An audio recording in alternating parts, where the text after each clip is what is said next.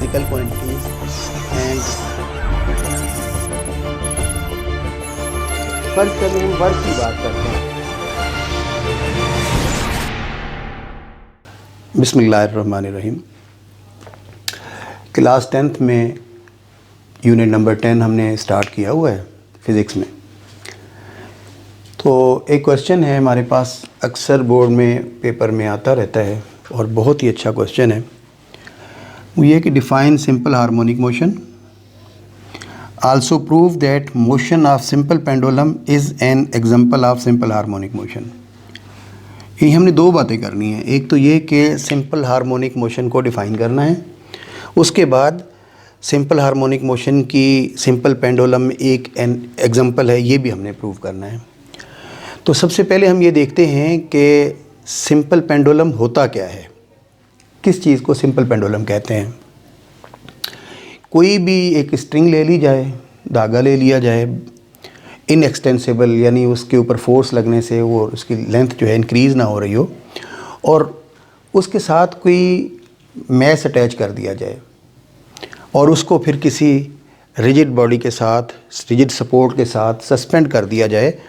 Just ये ऐसी कुछ चीज़ हम लेते हैं, ये हमारे पास सपोर्ट है, हमने ये करके एक यहाँ पे एक मेटल इसके साथ मेटल एक पीस लगा दिया, तो ये हमारा सिंपल पेंडुलम कहलाता है। इसको हम कहते हैं ये सिंपल पेंडुलम है। अच्छा, अब ये जो सिंपल पेंडुलम है, इसमें ये बॉडी जो है जो इसके साथ मैस अटैच की जाती है, ये हमारे पास, इसको हम स्मॉल m के साथ शो करते हैं। अब जब सिंपल पेंडुलम के बारे में हमें सिर्फ ये पता चला कि ये क्या चीज़ होती है, किस चीज़ को हम सिंपल पेंडुलम कहेंगे, तो बिल्कुल क्लियर सिंपल सा लिखना है, simple body of mass m suspended bye a light inextensible thread from a rigid support makes a simple pendulum. तो ये टॉपिक बुक में जब हम देखते हैं बहुत बड़ा है, लेकिन ये कि ऐसा अगर हम देखें इसके अंदर कोई ऐसी ख़ास चीज़ नहीं है। हम इसको इंशाल्लाह ताला बहुत आसानी के साथ अच्छी तरह समझ सकते हैं और याद कर सकते हैं। अब सिंपल हार्मोनिक मोशन जो है हमारे पास, जब हम इसको डिफ़ाइन करते हैं, ये पहले मैं आपको पिछला जो इससे टॉपिक था जिसमें हमने पढ़ा था define simple harmonic motion, also prove that motion of mass attached with spring is an example of simple harmonic motion, उसमें हमने इसको डिस्कस किया था सिंपल हार्मोनिक मोशन को कि ये क्या चीज़ होती है। लेकिन इवन देन कि फिर दोबारा से इस टॉपिक के लिहाज से ज़ाहिर है हमने वो करना है, तो हम थोड़ी सी सिंपल दोबारा से वो कर लेते हैं। ये मैंने पहले आपको बताया था, इसमें बॉडी वाइब्रेट करती है, सिंपल पेंडुलम के अंदर बॉडी के अंदर वाइब्रेशन होती है, और एक्सेलरेशन डायरेक्टली प्रोपोर्शनल होता है डिस्प्लेसमेंट के, and acceleration is directed towards its mean position. ये हम चीज़ें पहले डिस्कस कर चुके कि बॉडी के अंदर बॉडी का मोशन पीरियोडिक मोशन होगा, वाइब्रेशन जनरेट होगी और बॉडी वाइब्रेट करेगी टू एंड फ्रो, और उसके साथ ही फिर acceleration directly proportional to displacement होता है। एक्सेलरेशन जो है directed towards the mean position होता है, हमने प्रूव भी किया पिछली बार। लेकिन फ़र्क ये है कि आज हम डिस्कस कर रहे हैं इसको पेंडुलम के लिहाज से, कि सिंपल पेंडुलम के लिहाज से जब हम देखेंगे, जब सिंपल पेंडुलम के लिहाज से देखते हैं तो ये देखिएगा, ये हमारे पास जो है ना सिंपल पेंडुलम है, जिस तरह ये है।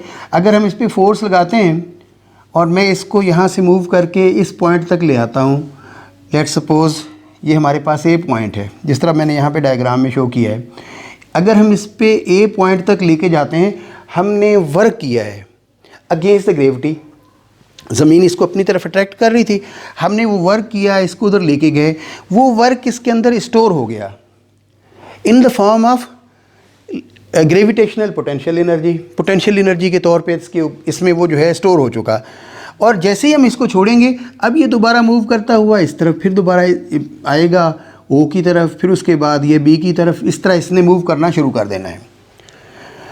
अच्छा, अब जब इसने मूव कर रहा है, ये सिंपल पेंडुलम ऐसे वाइब्रेट कर रहा है, देखें मीन पोजीशन से आगे पीछे हो रहा है, ओके। फिर उसके बाद इसमें नई चीज़ जो हमारे पास आती है वो ये है कि जब इसकी वाइब्रेशन मूवमेंट हो रही है, हम इसके कुछ कंपोनेंट्स देखते हैं कि ड्यूरिंग द वाइब्रेशन इसके अंदर क्या क्या चीज़ हो रही है। अच्छा, सिंपल पेंडुलम के अंदर ये चीज़ लाजमी होती है कि एक्सेलरेशन जो है मीन पोजीशन पे वो ज़ीरो होता है और मैक्सिमम पोजीशन पे एक्सट्रीम पे मैक्सिमम होता है। अच्छा, अब आप देखिएगा अगर यहाँ पे ये चीज़ रेस्ट में है तो जब हम इसका एक्सेलरेशन चेक करेंगे तो ये हमारे पास चेंज नहीं आ रही होगी, हम कहेंगे एक्सेलरेशन यहाँ पे 0 है।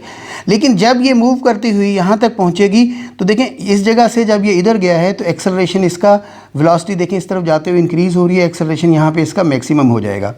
और फिर दोबारा जैसे ये इधर आएगी वेलोसिटी डिक्रीज़ होती जाएगी, पहली वाली वेलोसिटी और वो सेम होगी एक वक्त, तो इसका मकसद है एक्सेलरेशन इसके अंदर फिर 0 हो गया और ये दोबारा मूव करते हुए इस तरफ जा रही है।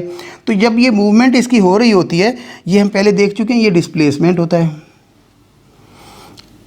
जिसको हम x के साथ शो करते हैं। मीन पोजीशन से एक्सट्रीम पोजीशन तक जाते हुए कोई भी किसी पॉइंट पे जब हम देखते हैं उसको तो वो हमारे पास कहलाता है कि ये इसका डिस्प्लेसमेंट है, ये बॉडी का डिस्प्लेसमेंट। इस तरह सिंपल पेंडुलम का उसके अंदर ये डिस्प्लेसमेंट है और ये x इसके अंदर मूवमेंट जनरेट हो रही है।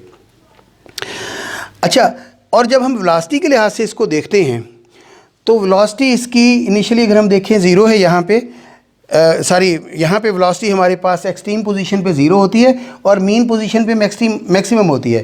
देखें जब ये मूव करेगा यहाँ से, इस जगह से हम फोर्स लगा के इधर लेके जाएंगे, जब इसको हम छोड़ेंगे तो इधर से ये इंक्रीज़ होती जा रही है, वेलोसिटी इंक्रीज़ हो रही है, यहाँ पे इसकी वेलोसिटी इसकी मैक्सिमम हो जाएगी और उसके बाद फिर वेलोसिटी डिक्रीज़ हो रही है, बी पे जाके वेलोसिटी इसकी मिनिमम हो जाएगी, जिसकी वजह से फिर दोबारा से इसने ये प्रोसेस हमारे पास चलता रहेगा। इट मीन्स इसकी वेलोसिटी एक्सट्रीम पोजीशन पे ए पे और बी पे वो 0 है और उसके बाद जो है हमारे पास ओ पोजीशन पे वेलोसिटी इसकी वो मैक्सिमम है। अच्छा, जब हम इसके लिहाज से इसकी डायग्राम अगर हम देखें, ये हमारे पास सिंपल पेंडुलम जिस वक्त हमने लिया यहाँ पे, तो इसके अंदर एल जो है इसकी लेंथ है, लेंथ ऑफ द थ्रेड है, एम इसके साथ जो बॉडी हमने मैस अटैच की है उसका मैस है। अब ये जो है इसके अंदर डेफिनेटली इस वेट की वजह से इसमें टेंशन जनरेट हो जाती है। इस ए पॉइंट पे हम इसके कुछ कंपोनेंट्स देखते हैं। जब यहाँ पे फोर्स लग रही है, एक फोर्स हमारे पास ये एंगुलर फोर्स लग रही है यहाँ पे, जिसकी वजह से mg cos थीटा हमारे पास है, ये सेम डायरेक्शन में होने की वजह से इसका कंपोनेंट ज़ाया हो जाता है। और ये जो है हमारे पास इस वेट के 2 कंपोनेंट बने। दूसरा जो है mg sin थीटा हमारे पास जो है ना वो कंपोनेंट एग्जिस्ट करता है, जिसकी वजह से ये इस तरफ दोबारा से मूव करेगा, इस डायरेक्शन में इसने मूव करना है। तो गौर से देखने पे इसको जब हम देख रहे हैं, क्या ये सिंपल पेंडुलम एक एग्जांपल है इसकी सिंपल हार्मोनिक मोशन की? तो पहली बात हमारे पास यही है कि वाइब्रेशनल इसकी मोशन है ओके, ये ओ से ए की तरफ जा रहा है और ओ से बी की तरफ जा रहा है। जितना डिस्टेंस इस तरफ कवर हो रहा है उतना ही डिस्टेंस इस साइड पे कवर हो रहा है, वाइब्रेशनल बॉडी होगी हमारे पास। फिर उसके बाद एक्सेलरेशन इसका मैक्सिमम होता है एक्सट्रीम पे और मिनिमम होता है या 0 होता है मीन पोजीशन पे, वो बात भी हमारे पास इसमें कवर हो रही है। और इसी तरह वेलोसिटी इसकी यहाँ पे 0 होती है एक्सट्रीम पोजीशन पे और यहाँ पे हमारे पास मैक्सिमम होती है, वो भी क्लियर हो रही है। तो ये जो है मकसद हम कहेंगे कि mass simple harmonic motion is an example of simple harmonic motion. बिल्कुल सिंपल आपने वो ले लिया। अच्छा, अब हम इसमें से एक चीज़ इसको याद करने के लिए अगर मैं एक टिप दूँ आपको तो वो बहुत ईजी रहेगी कि हम इसके लिए इस तरह याद कर लें इसको।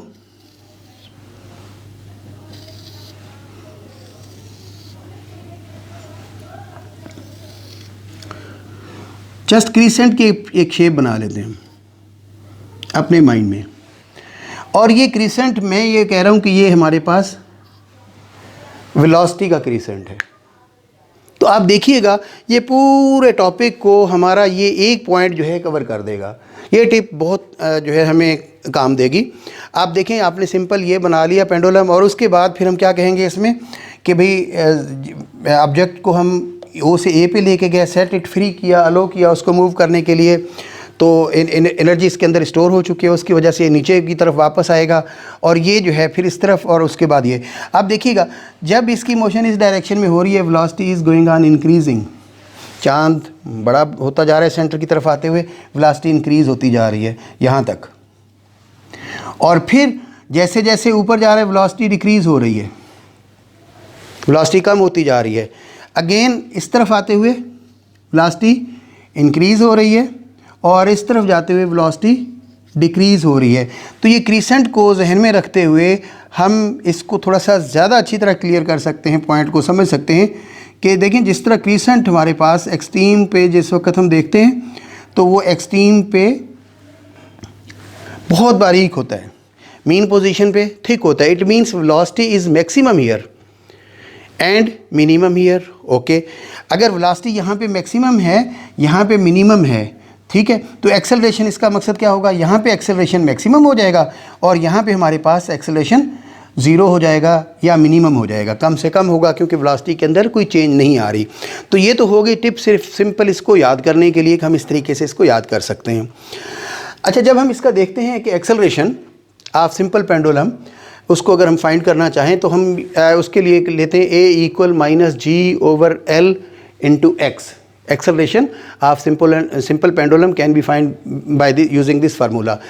तो ये G जो है हमारे पास ग्रेविटेशनल फोर्स है अर्थ से रिलेटेड, अर्थ की जो भी है हमारे पास, जिस जगह पे हम मौजूद होंगे उस जगह की हम वो लगा लेंगे। L जो है हमारे पास लेंथ ऑफ द पेंडुलम है और x जो है हमारा वो ये डिस्प्लेसमेंट है जो यहाँ पे हमारे पास हमें मिल रहा है। तो इस तरीके से हम इसका एक्सेलरेशन फाइंड कर सकते हैं। टाइम पीरियड इसका फाइंड करने के लिए कि एक कंप्लीट वाइब्रेशन के लिए, कंप्लीट रोटेशन के लिए कितना टाइम जो है ना इसके लिए दरकार हो रहा है या कितना टाइम ये हो रहा है इसके अंदर, उसके लिए हम ये यूज़ करते हैं एक फार्मूला। और इससे न्यूमेरिकल्स भी हैं हमारे जो हमने सॉल्व करने हैं। कोशिश करेंगे कि वो न्यूमेरिकल्स भी साथ साथ चलते जाएँ, सॉल्व एग्जांपल्स में है या वैसे, तो इंशाल्लाह ताला उनको भी हम कवर करेंगे। तो time period of simple pendulum is equal to T equal to π/L/G। इसमें देखिएगा ये L length of the pendulum है और G जो है हमारे पास वही value gravitational acceleration due to gravity, उसकी वैल्यू पुट कर देंगे तो हमें किसी भी उसका टाइम पीरियड जो है पता चल जाएगा पेंडुलम का कि कितना टाइम पीरियड उसके अंदर लगता है। अब आप देखिएगा इसमें ये जब हम फार्मूले को चेक करते हैं 2π/L/G,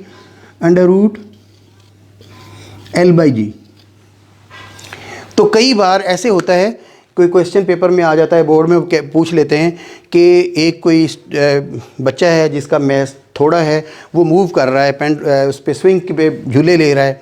अच्छा, एक और कोई आदमी जो बहुत ज़्यादा मोटा है या जो है उसकी सेहत अच्छी है, तो वो भी उसके ऊपर जो है बैठा हुआ है किसी झूले के ऊपर, दूसरे के ऊपर।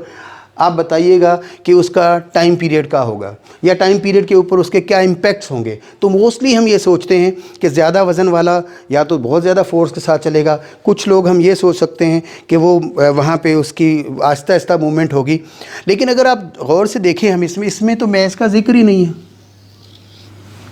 पेंडुलम जो है हमारे पास उसमें तो मैथ्स का जिक्र ही नहीं है। वाइब्रेशनल मोशन जिस वक्त हो रही होगी 2π/L/G, तो इसमें लेंथ का फ़र्क आएगा, लेंथ का इम्पैक्ट आएगा, टाइम पीरियड लेंथ के डायरेक्टली प्रोपोर्शनल हो जाएगा।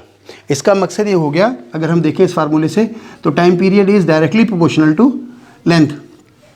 नो डाउट उसके इसमें आ रहा है ये L/G, ठीक है, लेकिन अगर हम सिंपल ये ले लेते हैं, देखिए लेंथ के डायरेक्ट प्रोपोर्शनल है।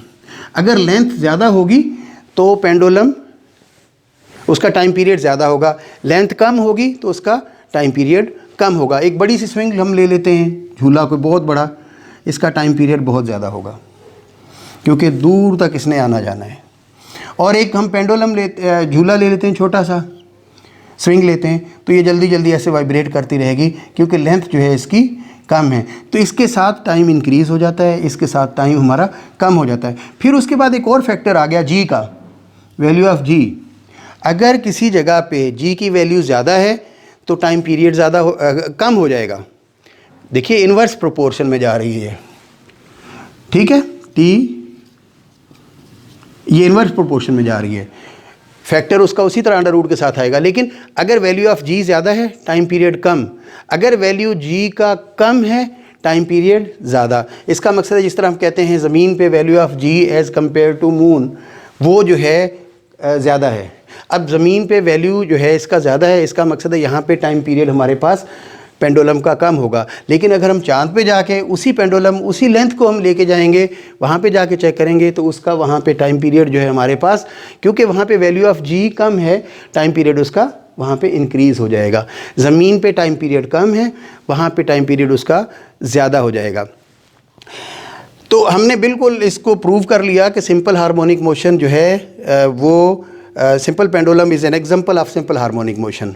अब इससे रिलेटेड एक और छोटी सी चीज़ हमने जहन में रखनी है। एक पेंडुलम होता है, उसे हम कहते हैं सेकंड पेंडुलम। सेकंड पेंडुलम, इसमें याद रखिएगा सेकंड पेंडुलम ऐसा पेंडुलम होता है जिसका टाइम पीरियड 2 सेकंड हो। Any pendulum whose time period is 2 second is called second pendulum. अगर ये पेंडुलम हम कोई भी लेते हैं, उसको मूव करते हैं यहाँ से ए से इधर तक जाके फिर वो वापस आ जाता है, इट मीन्स 1 सेकंड इधर जाने में लगा, 1 इधर आने में, तो 2 सेकंड्स के अंदर ये एक कंप्लीट रोटेशन कंप्लीट करता है। तो हम इसको कहते हैं कि ये हमारा पेंडुलम सेकंड पेंडुलम है। ठीक है, इस 2 की वजह से फर्स्ट सेकंड हम इसको कहते हैं सेकंड पेंडुलम है।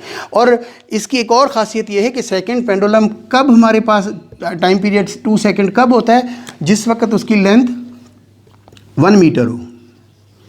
ये ऑब्जेक्टिव टाइप में चीज़ें आ जाती हैं। Length of second pendulum is equal to dash, आगे 4 ऑप्शंस गिवन होंगे, तो हमने वहाँ पे याद करना है इसको कि टाइम पीरियड हमारा 2 सेकंड होता है। अच्छा, उसी वक्त उसकी लेंथ कितनी है, 1 मीटर। अब ऐसे भी पूछा जा सकता है क्वेश्चन कि length of second pendulum will be equal to so and so, तो आगे 1 मीटर, 2 मीटर, 0.5 मीटर, तो वहाँ पे भी हमें इस चीज़ का पता होना चाहिए कि लेंथ इसकी है। तो ये आपने इसके लिहाज से याद कर लेना है। Acceleration is directly proportional to displacement, ये याद कर लेना है। ये फैक्टर देखना है, T is equal to pi under root L/G। Mass का इसमें कोई किरदार नहीं है, किसी जगह पे भी मैस की वजह से इसके ऊपर, इसकी मोशन के ऊपर कोई इम्पैक्ट नहीं पड़ता। और वेरी सिंपल नोट्स तो मैं अटैच करूँगा साथ, उसको आप डिटेल से पढ़िएगा, देखिएगा, इंशाल्लाह ताला आपको बहुत अच्छी समझ आ जाएगी। लेकिन अगर आप ये सिर्फ वेलोसिटी याद कर लेंगे तो काफ़ी आपको हेल्प हो जाएगी। वेलोसिटी के क्रीसेंट की एग्जांपल को जहन में ले आएँ और ये चीज़ें आप लिखते जाएं कि यहाँ पे वेलोसिटी मैक्सिमम, इधर वेलोसिटी 0, इधर एक्सेलरेशन मैक्सिमम, इधर एक्सेलरेशन हमारे पास 0, तो बहुत ईजिली जो है आपका ये सारा टॉपिक इंशाल्लाह कवर हो जाएगा। इसी तरह ही मैंने नोट्स बनाए हैं जिसमें ये सारी चीज़ें जो है कवर हो जाएंगी। आप उनको पढ़िएगा, इंशाल्लाह ताला आपको बहुत मज़ा आएगा और आपको बहुत अच्छा लगेगा, आपको बहुत आसानी के साथ ये टॉपिक याद हो जाएगा। अल्लाह ताला आपको बहुत खुश रखे। अगले लेक्चर के साथ इंशाल्लाह ताला फिर आपसे मुलाकात होगी। अल्लाह हाफ़िज़।